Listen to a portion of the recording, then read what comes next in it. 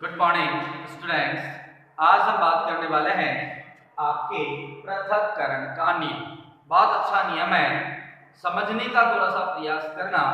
यदि आपने इसको अच्छी तरह समझ लिया तो किसी प्रकार की कोई दिक्कत नहीं होगी, याद करने की भी जरूरत नहीं होगी यदि आपने इसको अच्छी तरह से समझ लिया। तो आ जाए टॉपिक पे, पृथक्करण का नियम।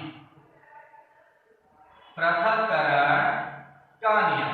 तो सबसे पहले बात करें अपन कि पृथक्करण का जो नियम है वो मेंडल के एक संकर संकरण पर आधारित है। किस पर आधारित है? एक संकर संकरण प्रयोग पर आधारित। एक संकर संकरण प्रयोग पर क्या है?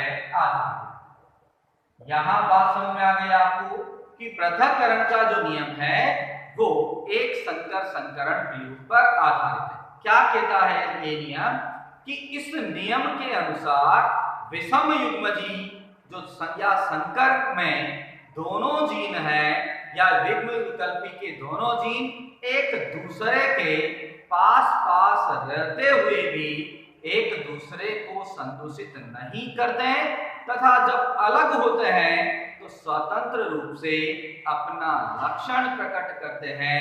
इसी को बोला जाता है पृथक्करण का नियम।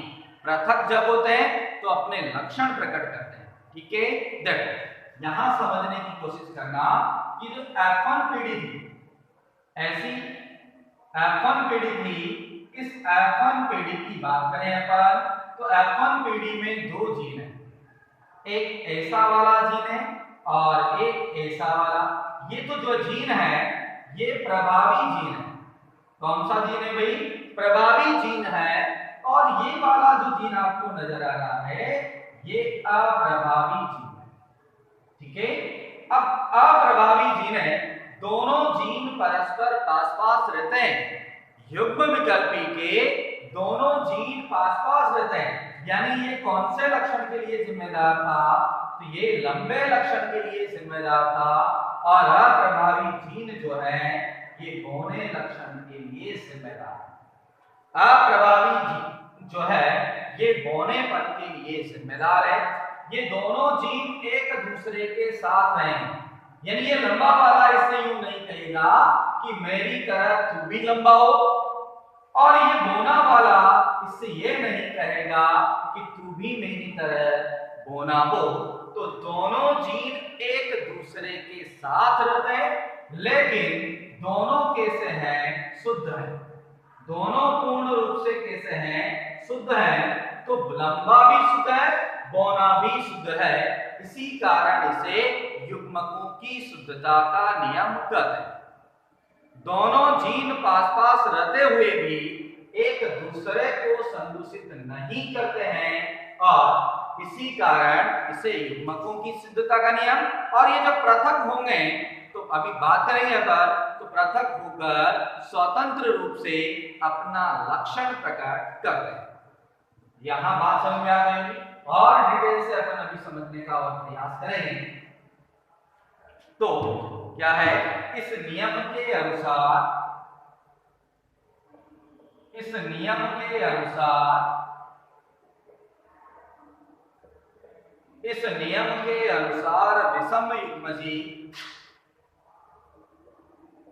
विषम युग्मजी यानी संकर, ठीक है, के दोनों युग्म विकल्पी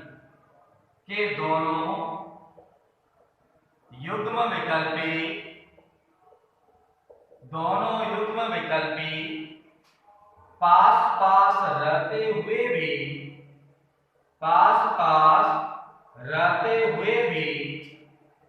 एक दूसरे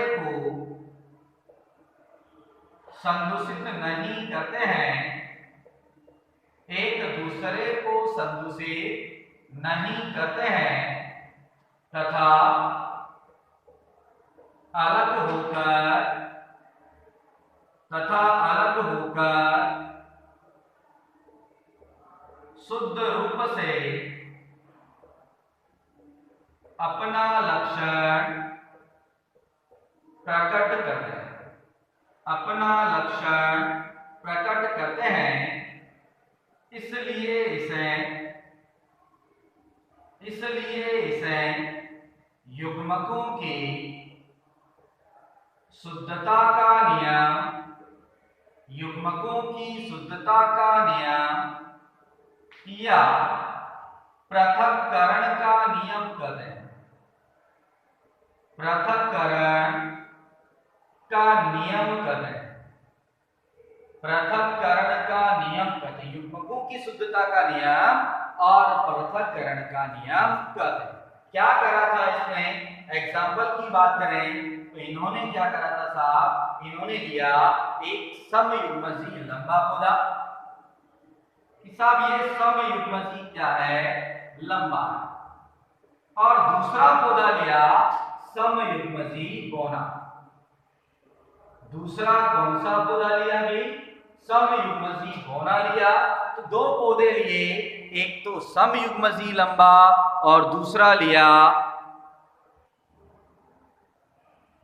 तो हमने बात करी कि साहब मेंडल ने क्या करा था कि साहब मेंडल ने लिया एक समयुग्मजी लंबा पौधा लिया, कि साहब ये समयुग्मजी लंबा पौधा ले लिया, ठीक है। अब समयुग्मजी दूसरा लिया पौधा बौना, यहां से बना क्या, एक प्रकार का युग्म, दोनों युग्मक आपस में मिले और क्या बना, ये इस प्रकार से पौधा मिला जिसे F1 पीढ़ी कहते हैं या विषम युग्मजी। यहां दिखाई नहीं देगा इसलिए थोड़ा सा हम ऊपर बना देते हैं, है ना, आपको यहां से नजर नहीं आ रहा होगा।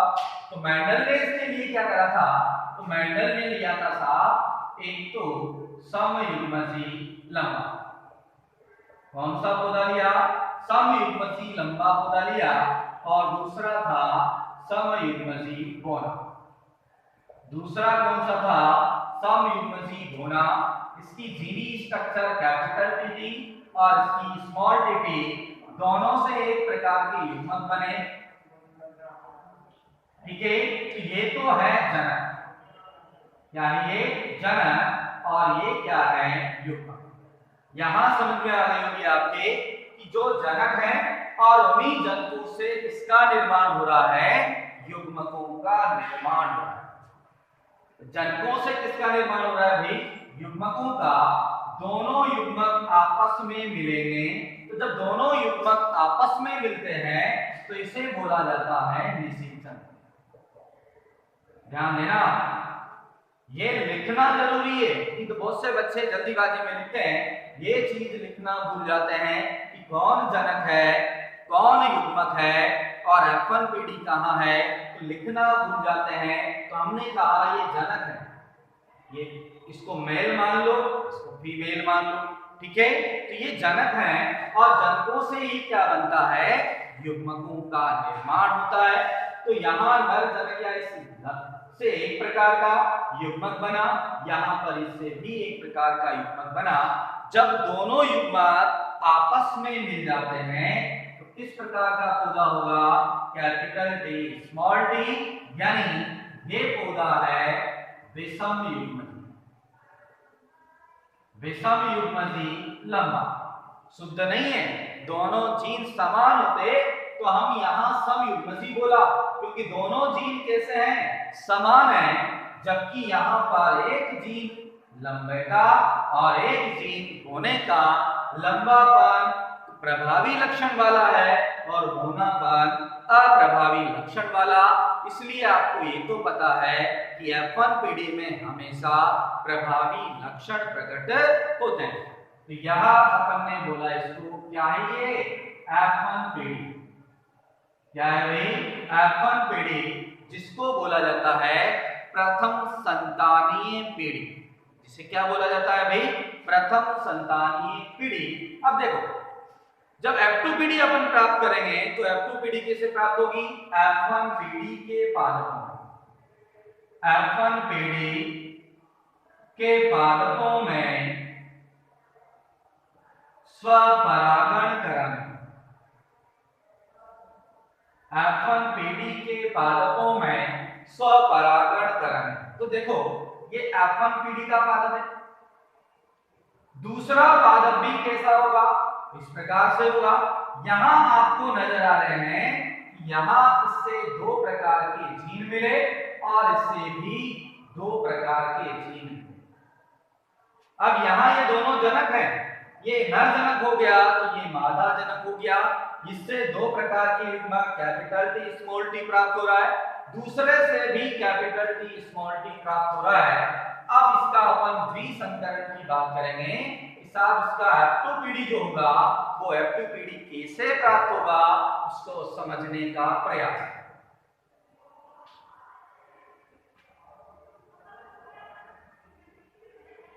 अच्छी तरह समझने का प्रयास करेंगे। देखो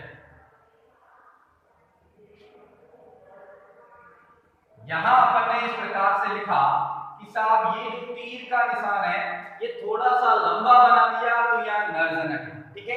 तो नर के युग्मक कौन कौन से हैं, कैपिटल टी स्मॉल टी, तो कैपिटल टी स्मॉल टी। दूसरे देखो आप ये जो क्रॉस किस प्रकार से निशान लगाया, दोनों निशानों को ध्यान से देखना, ये मादा है, ठीक है। तो मादा के भी दो प्रकार के युग्मक हैं, मादा के भी कितने प्रकार के युग्मक हैं भाई, दो, कैपिटल टी और स्मॉल टी। इस प्रकार से डायग्राम यदि बन गया तो आपको अब आसानी होगी। करो क्रॉस इसका क्या हो गया, कैपिटल टी टी, इसका इससे करो कैपिटल टी स्मॉल टी, इधर कैपिटल टी स्मॉल टी हमेशा कैपिटल लेटर पहले लिखते हैं, ठीक है, और इधर होगा स्मॉल टी। यहां इस पौधे की बात करें तो ये क्या होगा, समयुग्मसी लंबा। ये कैसा है, समयुग्मसी लंबा है। ये कैसा है भाई, ये विषमयुग्मसी लंबा है। कौन सा है, विषमयुग्मसी लंबा है, और ये भी कैसा है, विषमयुग्मसी लंबा। और इधर ये है समयुग्मसी बौना। क्या है भाई, समयुग्मसी बौना। जीन प्रारूप लक्षण प्रारूप अनुपात की बात करें तो लक्षण प्रारूप अनुपात की हमने बात करी, तो लक्षण प्रारूप अनुपात में क्या होगा कि साहब लंबे तीन पौधे तो कैसे हैं, लंबे हैं, तीन कैसे हैं, लंबे हैं, और एक कैसा है, बौना। तो इसका जो अनुपात हुआ ये 3 अनुपात 1 प्राप्त हुआ, क्योंकि ये भी लंबा है, ये भी लंबा है, ये भी लंबा है। देखने पर ये एक जैसे नजर आते हैं इसलिए लंबा होगा, लेकिन जीन प्रारूप अनुपात की बात करें, जीन प्रारूप अनुपात की, तो जीन प्रारूप अनुपात होगा 1:2:1। तो एक पौधा कैसा है, कैपिटल टी टी, दो पौधे कैसे हैं, कैपिटल टी स्मॉल टी, और एक पौधा कैसा है, स्मॉल टी। तो यहां आपको ये आसानी से समझ में आ गया होगा। अब देखो हमने जो पृथक्करण का नियम की बात करी थी, तो पृथक्करण के नियम में यही कहा था कि साहब दोनों युग्मक पास पास रहेंगे, ये दोनों युग्मक पास पास रहेंगे, एक दूसरे पर अपना प्रभाव नहीं डालते हैं, लेकिन जैसे ही ये अलग होते हैं और इनको जैसे ही अपने समान वाला मिलता है अपना लक्षण प्रकट करते हैं, इस कारण इसे युग्मकों की शुद्धता का नियम कहा। देखो यहां ये अभी तक अपना लक्षण प्रकट नहीं कर रहा था, लेकिन यहां पर देखो आप जैसे ही इसको अपने जैसा नजर आया तो यहां पर इसने अपना लक्षण प्रकट कर दिया। यही तो क्या है, युग्मकों की शुद्धता का नियम और पृथक्करण का नियम। तो समझ में आ गया होगा आपके, ये नियम यही खत्म होता है। तो आज के लिए इतना ही, थैंक यू। पढ़ते रहें, मेहनत करते रहें, ठीक है भाई।